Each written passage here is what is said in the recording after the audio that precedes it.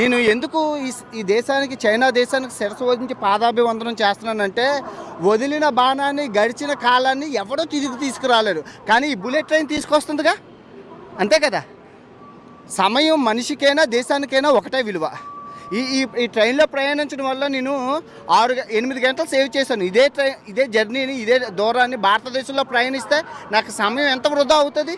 So ఆ సమయాన్ని save చేసినందుకు గాను వన్స్ అగైన్ ఈ చైనా దేశానికి శిరస్సు వంచి పాదాభివందనం చేస్తున్నాను. నిజంగా గ్రేట్. నమస్తే ఫ్రెండ్స్, అందరూ ఎలా ఉన్నారు? నా పేరు అన్వేషణ, ప్రపంచ యాత్రికుని. వెల్కమ్ టు మై ఛానల్, నా అన్వేషణ. నా కళతో మీకు చూపిస్తాను బుల్లెట్ ట్రైన్ని. ఓకే, బుల్లెట్ ట్రైన్ ఇప్పుడు మన ప్రపంచంలోనే అతిపెద్ద రైల్వే నెట్వర్క్ అయిన ఈ బుల్లెట్ ట్రైన్ని మనం ఈరోజు ఎక్స్పీరియన్స్ చేయబోతున్నాం, బీజింగ్ చైనా నుంచి షాంఘైకి. ఓకే, ఇది బీజింగ్లో ఉన్న బుల్లెట్ ట్రైన్ స్టేషన్. వీడియోని పూర్తిగా చూశాక మీ నోటితో మీరు, అబ్బా ఏం వీడియో తీసావరా, నా భూతో నా భవిష్యత్తులా ఉంది ఎడిటింగ్.